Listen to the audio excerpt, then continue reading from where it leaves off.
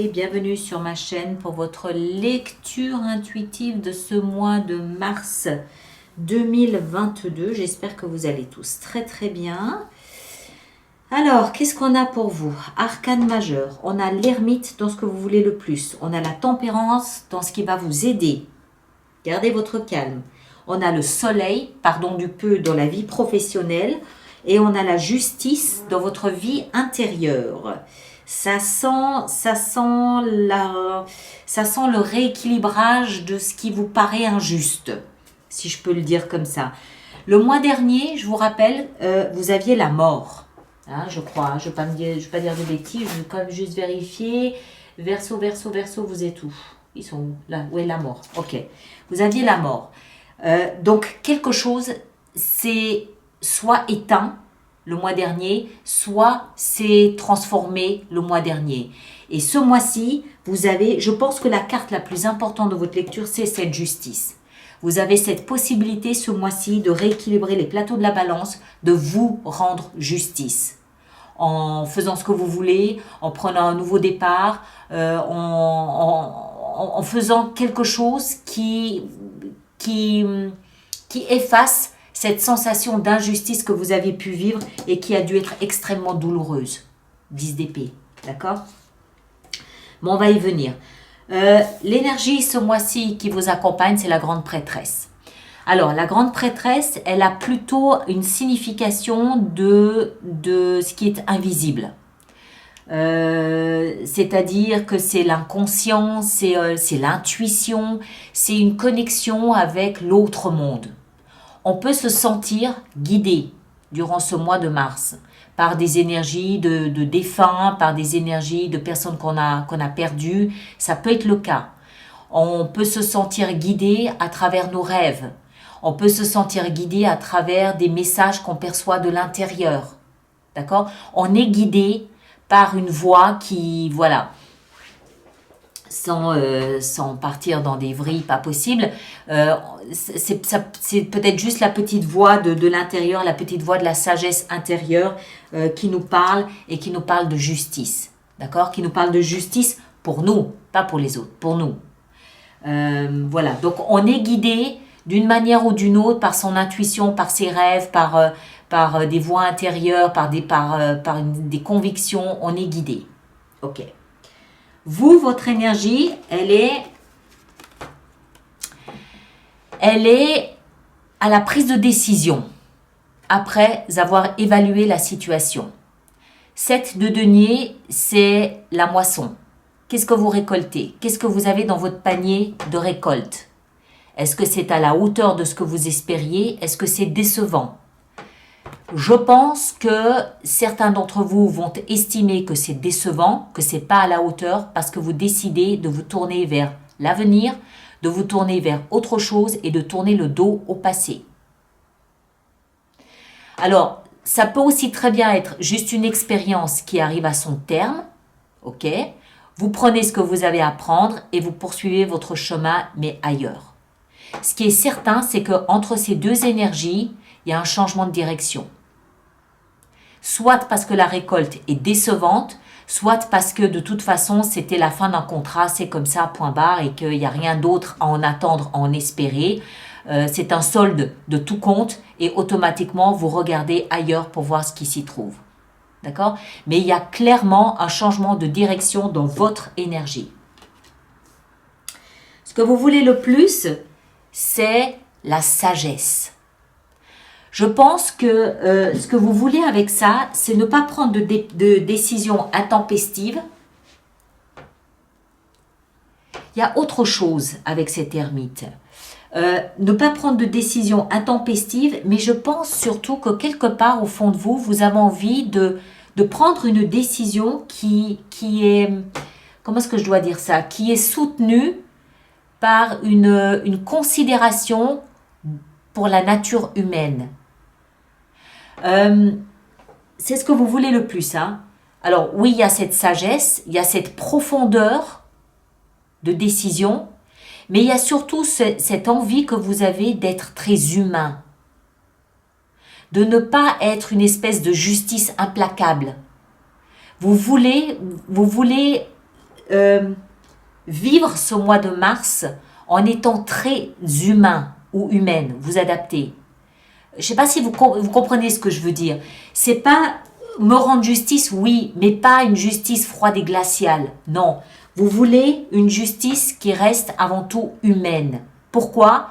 Parce que vous avez flirté avec ces déceptions, vous avez flirté avec des blessures, vous avez flirté avec des tristesses, vous avez flirté avec la souffrance. Vous connaissez ces émotions-là, d'accord? Vous les connaissez, ces émotions. C'est peut-être d'ailleurs pour ça que vous êtes guidé, parce que vous êtes déjà passé par là. Et en étant déjà passé par là, vous parlez d'expérience.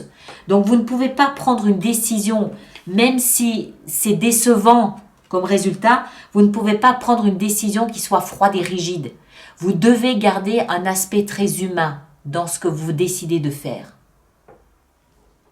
Ce qui va vous aider, d'ailleurs, c'est la tempérance. Je pense que ce mois de mars, il y a un virage, je vous l'ai dit, d'accord? Il y a une notion de « je me rends justice », oui. Mais pas cette justice aveugle, non. Une justice juste et bonne, humaine, droite, tempérance, d'accord? Donc, ce qui va vous aider dans ce mois de mars, c'est d'arriver à garder en vous cet équilibre. Une bonne cohésion entre ce qui est juste pour vous et ce que vous devez faire. Juste pour vous, mais pas forcément blessant pour les autres non plus. Arriver à modérer, arriver à garder un équilibre, une harmonie à l'intérieur de vous. Je vois pas de colère ici. Par contre, ce que je vois, je pense que c'est lié à ça. Dans le défi ici qui est le vôtre, je vous rappelle que le mois dernier, vous aviez la mort. Donc, quelque chose s'est éteint. Quelque chose qui vous laisse avec un panier peut-être pas aussi rempli que vous espériez. Donc, on est en droit d'imaginer que vous vous sentez injustement récompensé. Cette récompense injuste ou injustement récompensée, pas à la hauteur de vos espoirs, vous a fait mal. Vous espériez recevoir plus que ce que vous avez reçu et le fait de ne pas avoir ce que vous espériez vous a fortement blessé. Vous avez peut-être même pu vous sentir trahir. On a quand même la 10 d'épée ici. La 10 d'épée, c'est une énergie où on est quasi laissé pour mort. C'est dur à vivre. Mais cette dureté fait que vous voulez vous rendre justice, c'est-à-dire que vous voulez aller voir ailleurs parce que là, c'est pas possible, mais tout en gardant ce côté très humain. Vous ne voulez pas être aussi dur qu'on a été dur avec vous. D'accord? Peu importe ce que c'est, je ne sais pas, peu importe ce que c'est. Donc, en vous, vous essayez de garder autant que faire se peut un équilibre, une harmonie entre peut-être de la colère, peut-être une envie de vengeance, peut-être une envie de faire mal, comme vous avez eu mal, mais en même temps avec ce côté toujours très humain. Et le défi à relever, c'est justement cette blessure que vous avez vécue, cette fêlure, cet assassinat que vous avez vécu. Quelque chose en vous a été étouffé, a été blessé, et il faut vous en... Non, faut pas vous... Enfin, vous êtes déjà en train de vous redresser. Mais partir de cette blessure, c'est ça ici, c'est là. Quand je vous dis que vous prenez un virage, c'est là. Pourquoi? Parce que vous avez pris conscience que vous n'aurez jamais autant que ce que vous avez donné. Et cette prise de conscience vous aide à prendre un chemin différent, donc à vous rendre justice. Mais en faisant cela, voilà, vous êtes conscient qu'il faut se remettre debout. Et puis surtout, il faut essayer de ne pas céder à des émotions trop extrêmes et garder toujours un équilibre à l'intérieur de vous. Dans votre vie sentimentale, il est question du passé. 6 de coupe, c'est revenir à des sensations d'avant la perte de votre innocence. C'est revenir à des sensations, à des émotions très pures, très, très innocentes. C'est revenir à une forme d'innocence dans l'expression de vos émotions. c'est le passé, c'est les joies que vous avez connues lorsque vous étiez enfant, lorsque vous pouviez enlacer le cou de maman et de papa en disant je t'aime, et il y a sans aucune arrière-pensée, sans rien de négatif là-dedans, c'est cette pureté-là que vous retrouvez ou que vous voulez retrouver dans votre vie sentimentale. Dans la vie professionnelle, tout va bien, le soleil. Il fait beau, il fait chaud, on s'amuse, on rigole, c'est la bonne humeur, c'est la joie, tout va bien. Rien à dire, tout va bien. Ok? À l'intérieur de vous, dans votre vie spirituelle, on l'a vu, justice. Quand on en est au point où on est en train de se rendre justice, ça présuppose qu'on a vécu quelque chose d'injuste. On en a parlé précédemment. Je pense, surtout avec la 7 de denier ici, que vous avez à un moment donné trop donné. Pas trop donné, on donne jamais trop. Mais ce que vous avez reçu en échange n'était pas la dimension de vos attentes, de vos espoirs, ni à la dimension de ce que vous avez donné. Donc, oui, il y a une injustice qui vous a meurtri, oui. Ce mois de mars, vous avez la possibilité de rééquilibrer les plateaux de la balance. Comment? Déjà, en vous donnant à vous ce dont vous avez besoin et non plus à fond perdu de l'autre côté. Je pense que votre vie professionnelle vient aussi rayonner un petit peu à l'intérieur de vous. Votre ego doit se sentir un petit peu nourri par ce succès que vous pouvez rencontrer au niveau professionnel. Donc, rééquilibrer les plateaux de la balance, ça commence déjà par soi-même. Charité bien ordonnée commence par soi-même. Et ensuite, je pense que la tempérance et la justice, il y a cette notion commune on harmonise. Vous savez très bien comment faire pour ne pas céder ni à la colère, ni à la panique, ni à la peur, ni à la vengeance. Voilà. Vous arrivez à tenir cette harmonie en vous. La justice dans la vie intérieure, elle peut aussi nous parler d'une décision que vous prenez qui est aussi tranchante qu'une décision de justice. C'est un verdict. C'est à l'intérieur de vous, d'accord? Ça ne veut pas dire que vous condamnez quelqu'un. Vous condamnez peut-être vous condamnez une attitude ou vous condamnez une croyance que vous aviez, peut-être. Mais avec cette sanction, ça vous permet d'aller plus loin. C'est ce que je vous disais ici.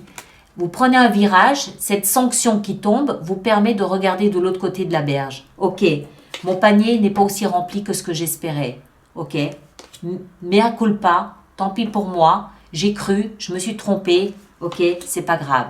Je vais maintenant rééquilibrer pour redémarrer ma vie en me mettant moi au premier plan. La tempérance, c'est aussi trouver un nouveau point d'appui dans sa vie. Ok, je me suis trompée, pas de problème. Je rééquilibre, je me rends justice et je fais en sorte de démarrer quelque chose où en fait je suis le centre de ma vie.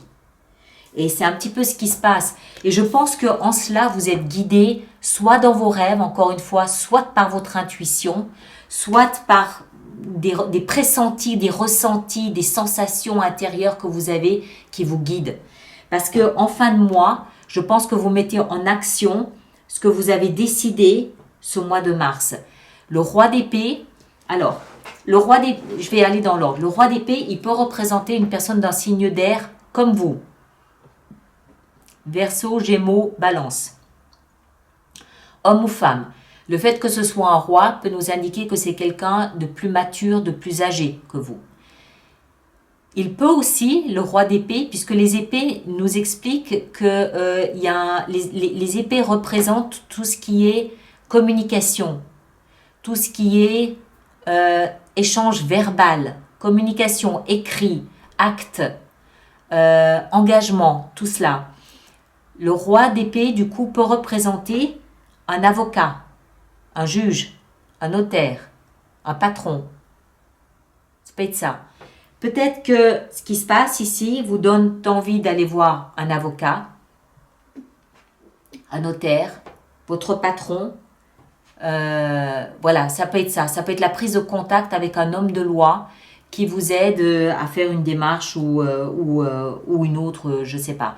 Maintenant, ça peut aussi nous expliquer que c'est vous qui prenez cette énergie en fin de mois, où vous entrez pleinement dans votre ADN, vous entrez pleinement dans votre énergie à vous de signe d'air, avec cette notion de maturité et de responsabilité, et vous assumez pleinement les choix, les décisions que vous avez prises ce mois de mars, à savoir vous rendre justice.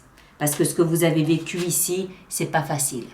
10 d'épée, bon, la bonne nouvelle, c'est que c'est une 10, donc ça veut dire qu'on est à la fin de quelque chose, mais quand même, c'est quelque chose de pas évident, et je pense que vous y avez laissé des plumes. Alors ces plumes, soit vous essayez de les récupérer par le biais d'un homme de loi, soit vous les récupérez en vous faisant justice vous-même, d'une façon ou d'une autre. D'accord ? Bon, allez, on va faire notre extension. Donc, tous ceux pour qui cette lecture fait résonance, je vous rappelle qu'il existe une extension. Elle se trouve sur mon site internet alice-nicolas.com, et tous ceux qui vont régulièrement se procurer des extensions, je vous rappelle que j'ai mis en place un système d'abonnement aux extensions qui est économiquement plus intéressant pour vous, avec des abonnements à 3 mois, à 6 mois ou à 12 mois. Voilà. Toutes les informations sont dans la rubrique abonnement du site internet. Alors, la grande prêtresse, on a le valet de coupe. Excellent, ça me plaît beaucoup. Votre énergie ici à vous, qu'est-ce qu'on a? On a, eh oui, le magicien. Vous reprenez du poil de la bête ce mois de mars. L'ermite dans ce que vous désirez le plus. La 9 d'épée, oui, sortir de ça là, c'est ça que vous voulez le plus. La tempérance dans ce qui va vous aider, l'as d'épée, super. Regardez toutes ces épées que vous avez ici. Le 10 d'épée ici, dans le défi à relever, on a la 7 de denier. C'est le bilan, c'est la même. Dans votre vie sentimentale, 6 de coupe, on a l'ermite. Tiens donc. Le soleil dans la vie professionnelle, qu'est-ce qu'on a? On a la mort. Ok, il y a des grands changements au niveau professionnel. Quelque chose de très bien, de très positif pour vous. Justice dans la vie intérieure, 10 de bâton. Et le roi d'épée dans la fin de mois, on a quoi? On a la 4 de bâton. Excellent. Voilà mes très chers. Alors, merci de partager, de liker, de vous abonner si ce n'est pas déjà fait. Ceux qui me rejoignent pour l'extension, le lien est là-dessous où vous allez directement sur le site internet. Merci surtout de laisser vos commentaires pour les autres personnes du signe du Verseau. C'est toujours intéressant pour eux de lire comment vous vivez ça. Et puis, vous allez voir votre signe ascendant et votre signe lunaire. Ça peut vous aider à compléter la lecture. Et puis, nous, on se retrouve au courant du mois de mars pour probablement une fenêtre sur soi. D'accord? Merci à vous tous et à très bientôt. Merci beaucoup.